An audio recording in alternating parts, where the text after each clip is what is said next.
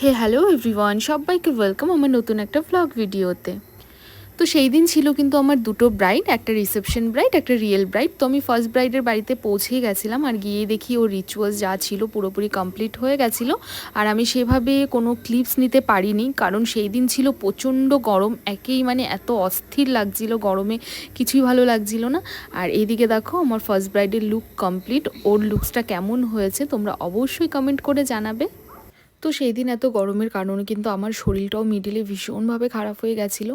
তো আমি একটু রেস্ট নিয়ে নিয়ে করছিলাম। আর এই হলো আমার ব্রাইডের ফাইনাল লুক। কেমন হয়েছে তোমরা অবশ্যই জানিও। ব্রাইডের তো ভীষণ পছন্দ হয়েছে। তো আমাদের ফার্স্ট ব্রাইডের কাজ যেহেতু অনেক তাড়াতাড়ি কমপ্লিট হয়ে গেছিলো, আমরা কিন্তু সেখানে বসে ওয়েট করছিলাম আমাদের গাড়ির জন্যে, কারণ আমাদের নেক্সট ব্রাইডের লোকেশন ছিল শিলিগুড়িতে, অনেকটা দূরই যেতে হবে।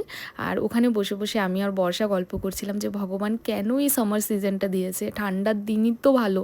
আমার কাছে তো ফেভারিট উইন্টার সিজন, জানি না অন্য কারো। এখন কমপ্লিট, এখন আমরা যাবো সেকেন্ড ব্রাইডের কাছে।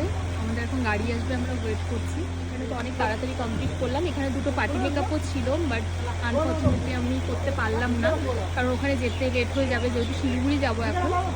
চলো ওখানে গিয়ে দেখা হচ্ছে। তো ফাইনালি কিন্তু আমাদের গাড়িও চলে আসে, আর আমরা বেরিয়ে পড়ি সেকেন্ড ব্রাইডের লোকেশনের জন্যে।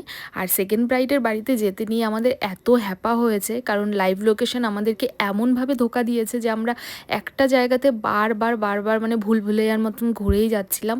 তো ফাইনালি আমরা মানে জিজ্ঞেস করতে করতে অনেক ভাগ্যক্রমে ব্রাইডের বাড়িতে পৌঁছে গেছি।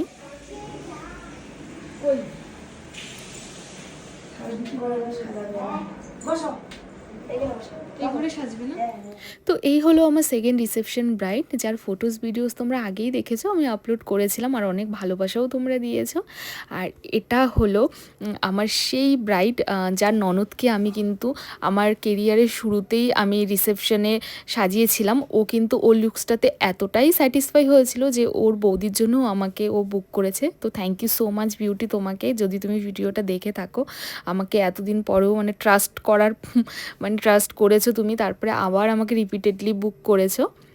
আর ওর কিন্তু ছিল সেই দিন ওয়াটারপ্রুফ বুকিং। আমি প্রত্যেকটা ব্রাইডকেই সাজেস্ট করি যে সামার সিজনে যেন মানে ওয়াটারপ্রুফ প্যাকেজটাই বুকিং নেয়, কারণ 90% ক্লায়েন্টেরই সোয়েটিংয়ের প্রবলেম থাকে। ওয়াটারপ্রুফটা করলে মেকআপটা অনেকটাই লং লাস্টিং হয়ে যায় সেক্ষেত্রে।